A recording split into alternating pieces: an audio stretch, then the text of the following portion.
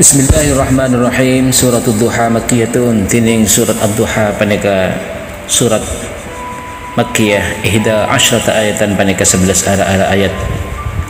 Rasulullah sallallahu alaihi wasallam ketika turun surat ini sangat bahagia.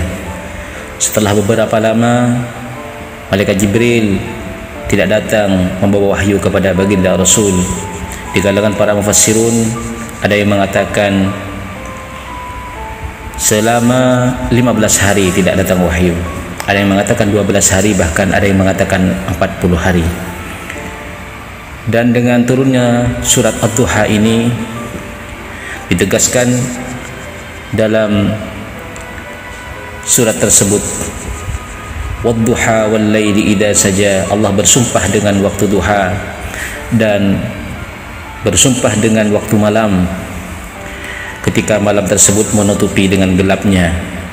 Ma wadda'aka rabbuka wa ma qala, Tuhanmu tidak meninggalkan kamu wahai Muhammad dan tidak membencimu.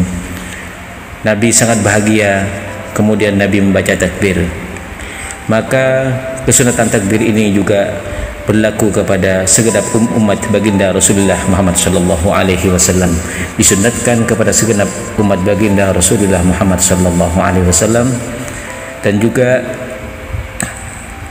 dianjurkan setelah setiap surat, ba'da kulli suratin ba'da suratid duha ila nas, sampai surat An-Nas. Di kalangan para ulama ada dua pendapat. Ada yang mengatakan bahwa takbir itu dibaca antara surat Ad-Duha dan Alam Nashrah, dengan asumsi bahwa takbir ini dibaca oleh baginda Rasul setelah beliau membaca surat Ad-Duha, dan konsekuensinya takbir ini dibaca sampai atau dibaca setelah membaca surat An-Nas.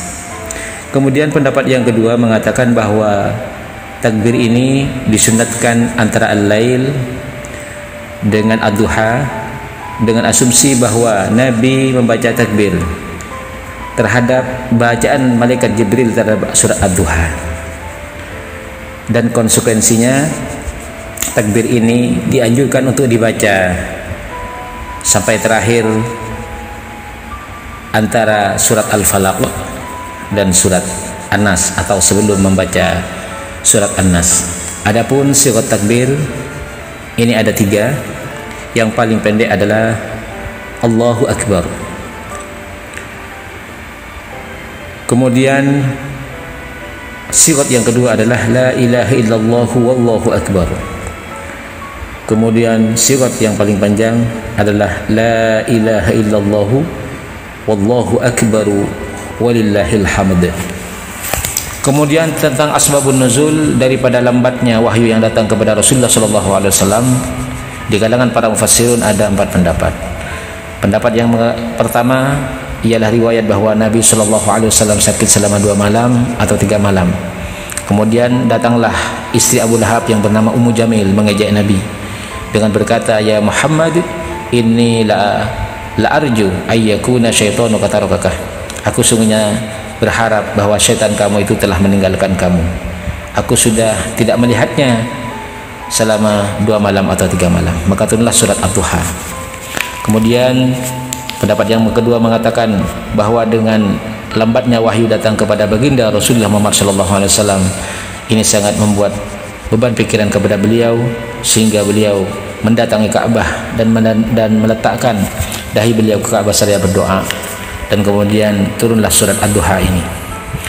Pendapat yang ketiga yaitu riwayat bahwa Khawlah, salah seorang khadimah Nabi Muhammad SAW, ini sempat Nabi ini bercerita kepada Khawlah, Khawlah, ada apa di rumahku? Jibril sudah lama tidak mendatangiku. Maka Khawlah ini ketika membersihkan kamar Nabi, dia ternyata menemukan bangkai anak anjing di bawah tempat tidur Rasulullah SAW, dan dibersihkan oleh Khawlah.